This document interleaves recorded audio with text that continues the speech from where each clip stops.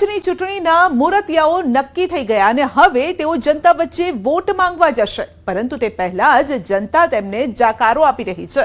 રસ્તા, પાણી, સફાઈ, ગટર, લાઇટની સુવિધા ન મળતા જનતાએ જાતે બોર્ડ માર્યા કે અહીં વોટ માંગવા નહીં આવવું।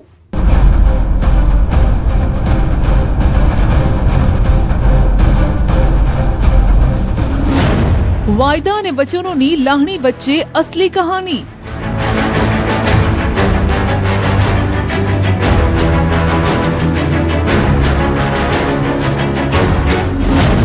न लाइट, न रस्ता, न पाણીની સુવિધા।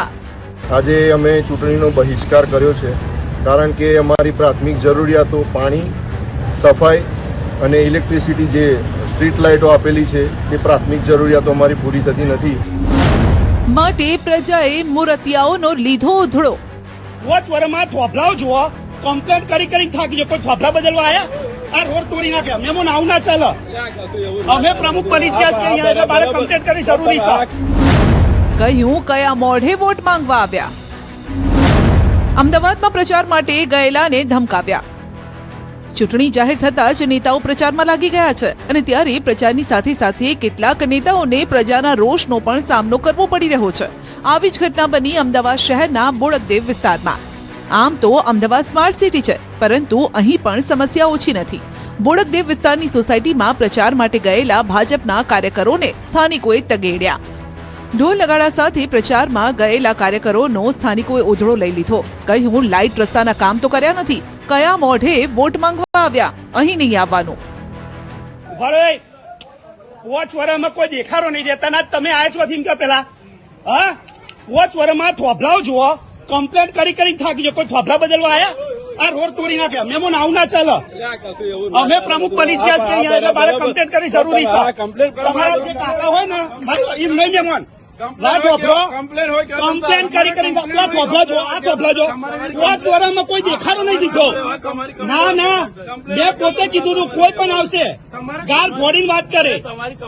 બધા પૂછો બોડકદેવ વાળાને કમ્પ્લેન કરી થાક્યા। અહીં ગટરો ઉભરાય, ગટરોનો વિડીયો નાખે તો અમે કોઈ જવાબ નહીં આવતા। અરવલ્લીમાં પણ વોટ માંગવા ન આવતા તેમ કહ્યું। એક તરફ ઉમેદવારો સ્થાનિક સ્વરાજની ચૂંટણીના ફોર્મ ભરી રાજગાદી પર બેસવાના સપના જોઈ રહ્યા છે અને ત્યાં જ જાહેર જનતા આ સપના પર પાણી ફેરવી રહી છે। મોડાસાની પાવન સિટીમાં ચૂંટણી બહિષ્કારના લાગ્યા પોસ્ટર। સોસાયટીના રહીશોએ ચૂંટણીનો બહિષ્કાર કરતા પોસ્ટર લગાવ્યા અને ચોખ્ખા શબ્દોમાં લખી દીધું કે કોઈ પણ રાજકીય પક્ષોએ તેમની સોસાયટીમાં પ્રવેશ ન કરવો। વર્ષે 13 લાખનો વેરો ભરવા છતાં લોકોને લાઇટ, પાણી, સફાઈની સુવિધા નથી મળતી। 564 પરિવારોએ એક સુરે લીધો છે ચૂંટણી બહિષ્કારનો નિર્ણય। સ્ટ્રીટ લાઇટની વ્યવસ્થા નથી મળતી તથા સફાઈની વ્યવસ્થા પણ વ્યવસ્થિત થતી નથી। ઘણીવાર કમ્પ્લેનો કરવા છતાં બી અમને આ વ્યવસ્થાઓ મળતી નથી। તો અમે એક જ વસ્તુનો અહીંયા બહિષ્કાર કરેલો છે કે અમારે ચૂંટણીમાંથી કોઈ પણ રાજકીય પક્ષે પાવન સિટીની અંદર હાજરી આપવી નહીં। બેડવલ્લી ગામે ચૂંટણીનો બહિષ્કાર। મહીસાગરના ખાનપુરના બેડવલ્લી ગામે ચૂંટણી બહિષ્કારના બોર્ડ લાગ્યા। બોર્ડમાં લખ્યું કોઈએ પ્રચાર કરવા ગામમાં પ્રવેશવું નહીં। વિકાસથી વંચિત રહેલા ગામ લોકોએ ઉચ્ચારી છે ચૂંટણી બહિષ્કારની ચીમકી। છેલ્લા 1 વર્ષથી તાલુકા સહિત જિલ્લાના અધિકારીઓને ગામ લોકોએ રજૂઆત કરી, પરંતુ કોઈ સમસ્યાનો ઉકેલ નથી આવતો। અમારા ગામ વિકાસના કાર્યથી વંચિત છે। ગામના દબાણના પ્રશ્ન હોય, ફેન્સિંગ વાડ જે પંચાયતે કરી છે તે પણ બિલકુલ 50% કરતો પણ ખરાબ હાલત કરી છે। નલ સે જલનું પાણી નથી મળ્યું। ગોકટાથી બેડવલ્લીના રસ્તાનું જે કામ છે એ થયું નથી અને વડાગામ સ્ટેશને બોર્ડ મારી દીધું છે, રસ્તો બની ગયો એનું। ગામ લોકોનો આરોપ છે કે જે કામ થયા છે તેમાં પણ ભારોભાર ભ્રષ્ટાચાર આચરવામાં આવ્યો છે। ગામમાં નલ સે જલ યોજનામાં પણ મોટા પાયે ભાગ બટાઈ થઈ હોય તેવા આરોપ લાગ્યા છે। આખરે કંટાળીને ગામ લોકોએ ચૂંટણી બહિષ્કારની ચીમકી ઉચ્ચારી। ગામની અંદર ગામની જમીન આવેલી છે, એની અંદર તાર ફેન્સિંગનું કામ પંચાયત દ્વારા મંજૂર થયેલું, મંજૂર થયા પછી આ લોકોએ ફેન્સિંગ કામ કર્યું છે, પણ એ કામ સરકારી નિયમ પ્રમાણે કરેલ નથી અને એ કામ એકદમ છેલ્લી કક્ષાનું કરેલ છે। એ કામ અમને મંજૂર નથી, પણ આજ દિન સુધી અમારું કોઈ પણ કામ થયું નથી। આની અંદર મને એવું લાગે કે કોઈ રાજકારણી નેતાનો કોઈ મોટો આડો હાથ હોય એવું લાગે છે, તો પછી અમે આ ચૂંટણી બહિષ્કાર પડ્યા છીએ કે ભાઈ આ ચૂંટણી હવે આપણે અટકાવો તો આપણું કામ થાય। પ્રચારમાં પહોંચેલા કાર્યકરોનો ઘેરાવ। વડોદરાના અટલાદરા વિસ્તારમાં કોંગ્રેસના કાર્યકરો પ્રચારમાં ગયા અને ભરાઈ ગયા, કારણ કે પાછલા 5 વર્ષમાં કામ ન થતા લોકોએ તેમને ઘેરી લીધા કે વોટ લઈ જાઓ છો પણ પછી જનતા કોણ તે ભૂલી જાઓ છો।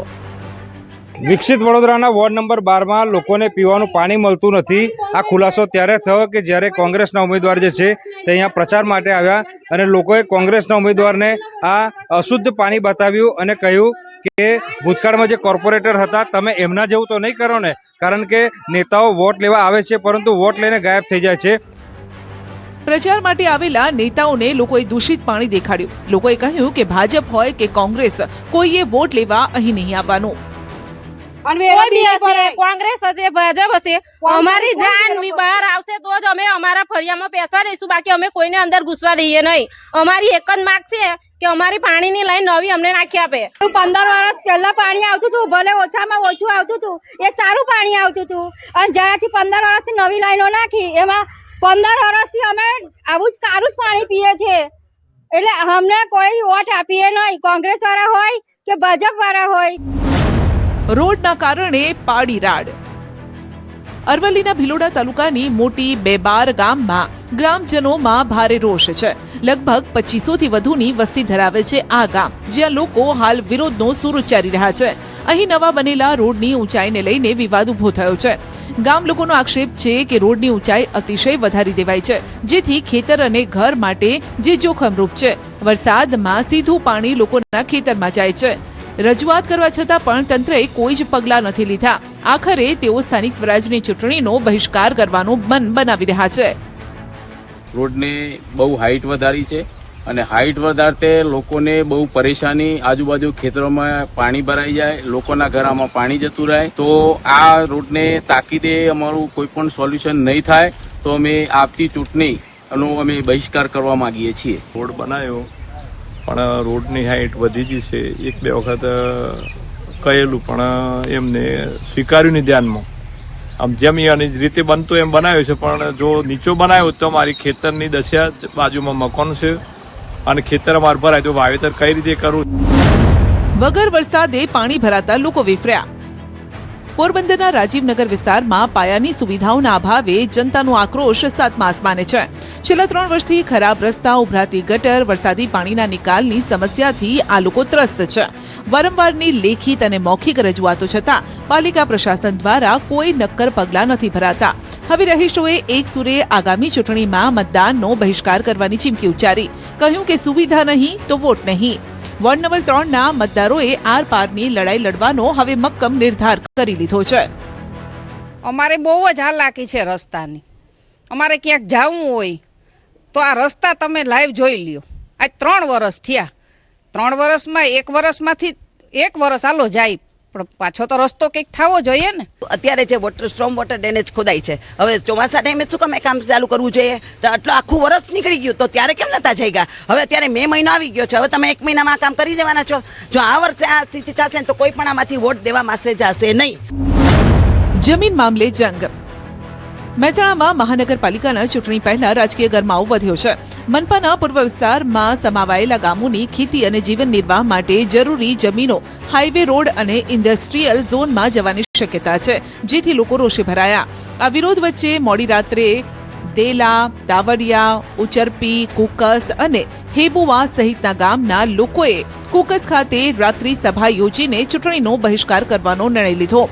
ઘટનાના લીધે મનપાની ચૂંટણી પહેલા જ રાજકીય સમીકરણોમાં મોટો ફેરફાર આવી શકે તેમ છે। અમે તો કેસ કરીએ છીએ, પણ અમે બધા ગામો વાળા ભેગા થઈ અને વિરોધ કરવાના છીએ।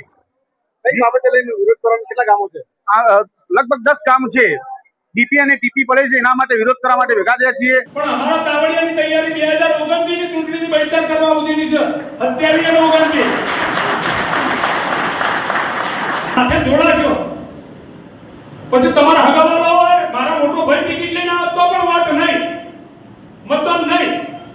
અમારા ગામની અંદર કોઈ પણ રાજકીય વિષયમાં અમે અમારું આયોજન પત્ર પણ આપીએ। બધા ગામોના આગેવાનોને વિનંતી કે ઝડપથી તમારા ગામનું આયોજન પત્ર સામૂહિક એ આપી દો અને મુખ્યમંત્રી સુધી પહોંચાડવાનું આયોજન એ અને આપણા જે રાજકીય આગેવાનો, સંસદ સભ્ય। આમ જ્યાં પ્રજાના પ્રતિનિધિઓ બનવાના સપના જોતા અને સેવા કરવાની ચાહત રાખતા ઉમેદવારોને ચૂંટણી પહેલા જ લોકોનો જવાબ મળી ગયો છે.